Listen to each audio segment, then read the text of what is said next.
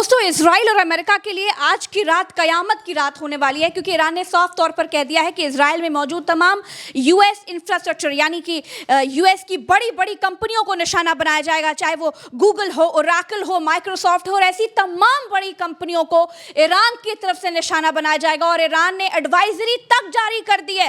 Iran ने सलाह दी है कि इजराइल में बैंकों से 1 किलोमीटर की दूरी पर लोग रहें, वरना वहां पर जो हमले होने जा रहे हैं वो उसकी जद में आ सकते हैं।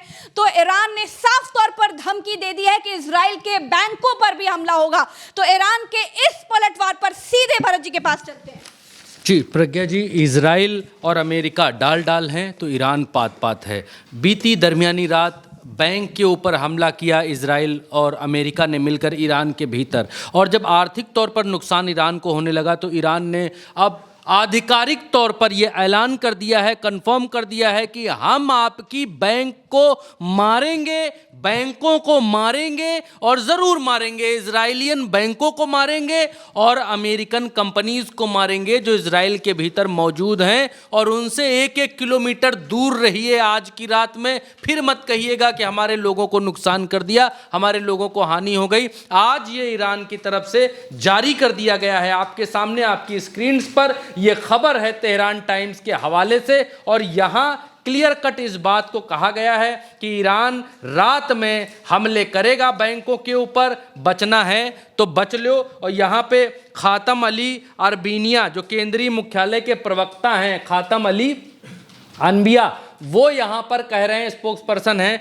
वो कह रहे हैं कल रात यानी लास्ट नाइट अमेरिकी और इजरायली शासन ने अपने सैन्य लक्ष्यों को पूरा करने में विफल रहने के बाद हमारे एक बैंक को निशाना बनाया। यहाँ पर लिखा है last night the US and Israeli regime targeted one of the our bank after failing the meet their military goals. यहाँ पर ये कह रहे हैं कि हमारी बैंक को निशाना बनाया। अब आगे जो लिखा है प्रज्ञा जी, आगे जो कहा गया है इनकी तरफ से, वो बहुत सारे लोगों को हैरान कर रहा है और बहुत सारे लोगों के लिए, इजराइल में मौजूद बहुत सारे लोगों के लिए बहुत बड़ी खबर है। खबर ये है कि यहाँ पर लिखा गया है, आगे इन्होंने कहा है ये दिस अनलॉफुल, यानी इन्होंने लिखा है कि युद्ध की इस गैर कानूनी और अपरंपरागत कार्रवाई ने हमें इस क्षेत्र में अमेरिकी और इजरायली आर्थिक केंद्रों और बैंकों पर हमला करने की खुली छूट दे दी है।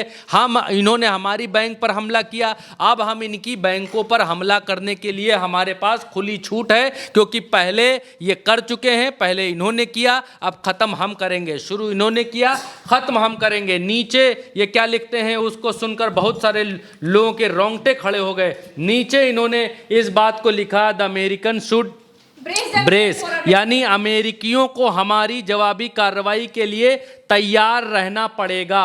और वो लिखते हैं कि हम लोगों को एडवाइस करते हैं, सलाह देते हैं कि एटलीस्ट 1 किलोमीटर दूर रहिए बैंकों के एरिया से, हम बम गिराने वाले हैं, इसलिए यहाँ से दूर रहिए। तो ये बहुत बड़ी खबर युद्ध के बीच से निकल करके आ रही है। युद्ध दिन प्रतिदिन, घंटे दर घंटे, मिनट द मिनट अपनी भयावता की तरफ बढ़ता हुआ दिखलाई दे रहा है। अब शुरुआत इजराइल और अमेरिका ने की और अंत अब ईरान करेगा।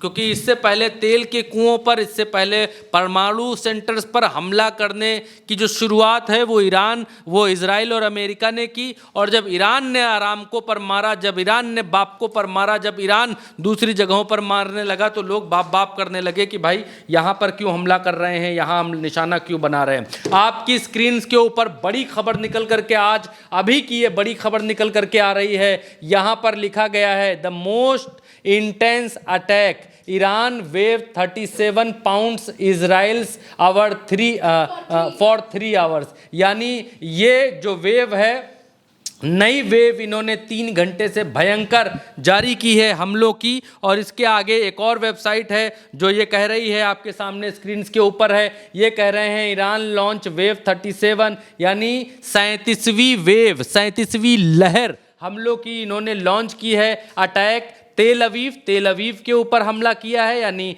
इजराइल की राजधानी हाइफा यहाँ पर इनका परमाणु संयंत्र है इजराइल का, वहाँ पर हमला किया है, Haifa in Israel and US bases in Gulf region, यानी 37वीं जो मिसाइल वेव इन्होंने लॉन्च की है उसमें तेल अवीव, हाइफा और गल्फ के भीतर जितने भी मिलिट्री सेंटर्स हैं अमेरिका के, उनके ऊपर बड़ा हमला, बड़ा धावा, बड़ी मिसाइल्स के साथ हमला किया है। इसके परिणाम क्या होंगे, कहाँ कहाँ मिसाइल गिरकर विजुअल जो है कल सवेरे तक आपको देखने को मिलेंगे कि कहाँ कहाँ कितनी कितनी मिसाइलें हिट हुई, कितनी कितनी मिसाइलें गिरी। अब यहाँ पर ईरान इंटरनेशनल इंग्लिश है प्रज्ञा जी, वो भी इसी बात को कंफर्म कर रहा है। वो इस बात को कंफर्म करते हुए यहाँ पर लिख रहा है कि स्पोक्स पर्सन ने, प्रज्ञा जी वही जो हमने शुरुआत में दिखाया है उसी की कंफर्मेशन है कि यहाँ इनके जो स्पोक्स पर्सन ने कहा है कि इन्होंने हमारी बैंक के ऊपर हमला किया है यूनाइटेड स्टेट्स और इन्होंने, तो अब ये लोग जो है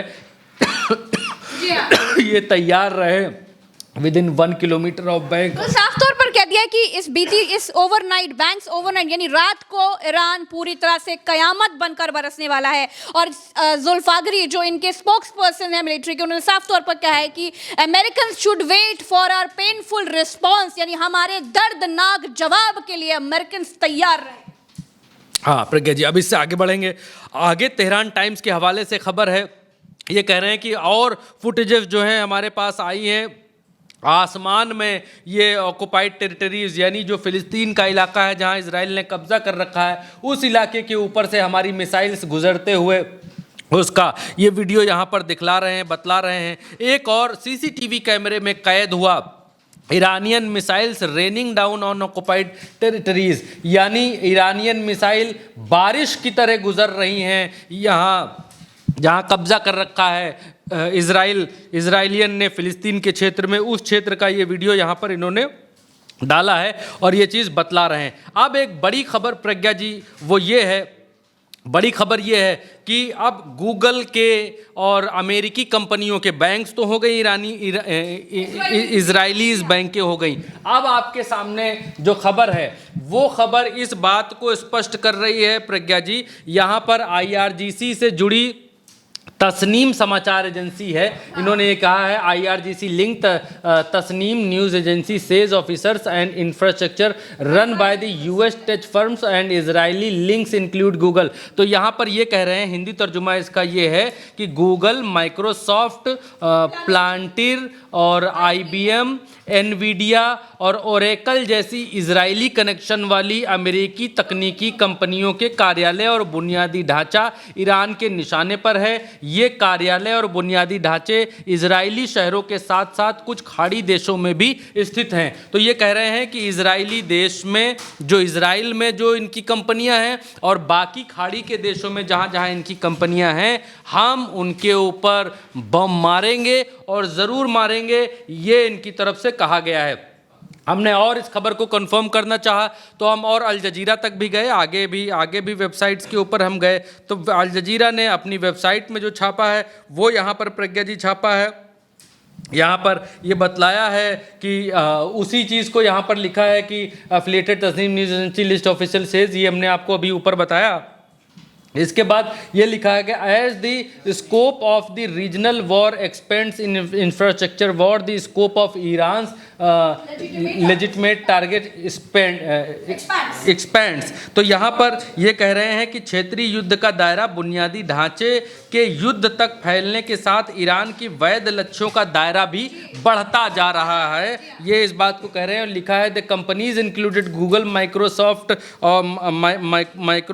और प्लांटीर, IBM, एनवीडिया, ओरेकल जैसी इजरायली कनेक्शन कंपनियां जो हैं सूचीबद्ध कार्यालय, बुनियादी ढांचा अन्य खाड़ी देशों में जो है उन सबको हम मार सिर्फ इजराइल में ही नहीं, अन्य खाड़ी, बिल्कुल भरत जी साफ तौर पर कहा है कि सिर्फ इजराइल को ही निशाना नहीं बनाया जाएगा, दूसरे खाड़ी देशों में जहां पर US की कंपनीज मौजूद होंगी हम वहां पर जाकर के भी हमला करेंगे। प्रज्ञा जी आप देखिए, इसको आप एक तरीके से समझने की इस तरीके से कोशिश कीजिए कि एक तरफ स्ट्रेट ऑफ होर्मुज में दुनिया भर के जितने भी तेल के जहाज़ हैं उनको ईरान ने रोक रखा है और दुनिया भर के देशों में त्राहिमाम है और उनके ऊपर ये प्रेशर बन रहा है कि वो ट्रंप से बात करें कि ट्रंप व्हाट इज दिस, ये क्या है, ये क्या है, फर्जी ईरान से लड़ रहे हो, तुम्हारा लेना एक न देना दो। भाई तुम तेल चाहते हो मिस्टर ट्रंप, तुम चाहते हो होर्मुज पर कब्जा, तुम चाहते हो तेल की कुओं पर कब्जा,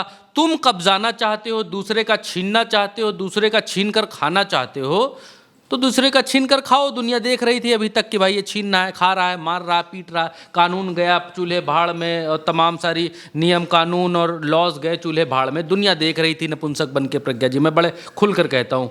अब जब दुनिया का तेल रोक दिया ईरान ने, दुनिया का गैस रोक दी ईरान ने, तब अब दुनिया के देशों को लग रहा है कि हाँ यार ट्रंप गलत कर रहा है, ट्रंप तो बड़ा ही गलत कर रहा है। ट्रंप बताओ, ट्रंप यार खुद कब्जा करना चाहता है वहाँ के तेल पर, ट्रंप खुद जो है ईरान को लूटना चाहता है और फंसा हम सबको रहा है। भाई हमारा लेना देना क्या है वहाँ से हमारा लेना एक न दो न देना दो। हम लोग क्यों भुगते, हम लोग क्यों ऑयल की कमी झेले, हमारे लोग क्यों जो है गैस की कमी झेले।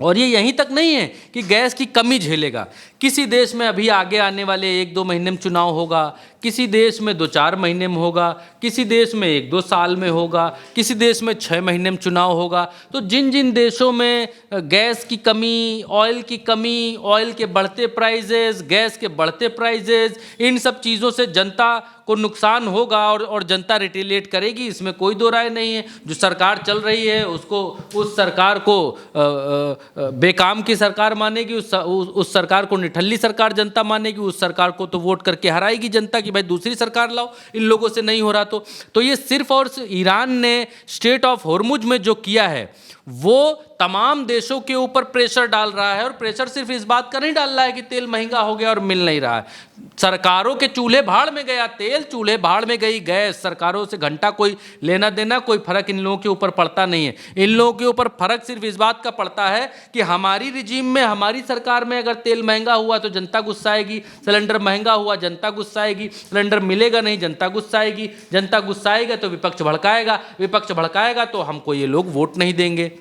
तो इसलिए बाकी दुनिया भर की सरकारों के जो है गले सूख रहे हैं और वो सरकारें अमेरिका से एक के बाद एक आपके पास रिपोर्ट्स आती होंगी, खबरें सुनने को मिलती होंगी, भाई फलाने ने आज बात की ढिमकाने से, फलाने ने फ़ोन किया, फलाने ने पेजर मारा, फलाने ने संदेश दिया। तो इस तरीके की जो खबरें हैं प्रज्ञा जी, वो इसीलिए निकल करके आ रही हैं एक के बाद एक कि दुनिया की तमाम सारे कंट्रीज़ के ऊपर, दुनिया के तमाम सारे देशों के ऊपर प्रेशर बिल्ट हो रहा है कि आप अमेरिका से बात करें। और ईरान ने ये करके दिखाया। एक तरफ स्ट्रेट ऑफ होर्मुज जो मैं कहने की कोशिश कर रहा था, दूसरी तरफ अब उन कंपनियों के ऊपर जो कंपनियां ईरान में, इजराइल में मौजूद हैं, अमेरिकी कंपनियां हैं, जो कंपनियां खाड़ी के देशों में मौजूद हैं, जो अमेरिकी कंपनियां हैं, और जो बैंक्स हैं, उनके ऊपर भी हमला करने के लिए ईरान स्वतंत्र हो गया है। ईरान ने खुल करके, हमने आपको एक के बाद एक सारे सबूत बताए और दिखलाए, खुल करके ये लोग ये कहने लगे हैं कि पहले आपने ये करके एक लकीर सेट कर दी है, एक पैरामीटर सेट कर दिया है कि आपने हमारी बैंकों के ऊपर मारा, अब हम आपकी बैंकों के ऊपर मारेंगे। तो इसमें कोई बड़ी बात नहीं होनी चाहिए। इसलिए हम लोगों को आगाह करते हैं कि इन कंपनियों और बैंक से 1 किलोमीटर दूर आम लोग रहें। कब बम आ जाएगा, कब मिसाइल आ जाएगी, कोई भरोसा नहीं है। हम मारेंगे और ज़रूर मारेंगे। तो खुले तौर पर देखा जाए तो ईरान ने बड़ी धमकी दी है और ईरान जिस तरह के जवाब दे रहा है वो वाकई पूरी दुनिया देख रही है, क्योंकि अभी तक ये लड़ाई सिर्फ मिलिट्री बेसिस तक थी और अब ये लड़ाई इंफ्रास्ट्रक्चर तक पहुंच गई है, इंफ्रास्ट्रक्चर तक ध्वस्त करने तक पहुंच गई है। इससे पता चलता है कि ये लड़ाई और भी भीषण रूप ले चुकी है। तो ईरान ने खुले तौर पर ये धमकी दे दी है कि वो इजराइल में मौजूद बैंक्स को निशाना बनाएगा और साफ तौर पर यूएस के जो टेक कंपनीज हैं, चाहे वो गूगल हो, माइक्रोसॉफ्ट हो, ओरेकल हो या फिर और भी तमाम बड़ी कंपनीज हो, उनको निशाना बनाएगा। और ईरान ने यह भी कहा है कि उनके इस क्रूर जवाब को दुनिया याद रखेगी। फिलहाल हमारे साथ इस खबर में इतना ही। चैनल को सब्सक्राइब अगर आपने नहीं किया है तो सब्सक्राइब कीजिए, वीडियो को लाखों करोड़ों लोगों तक शेयर कीजिए ताकि सच हर किसी तक पहुंच जाए। नमस्कार।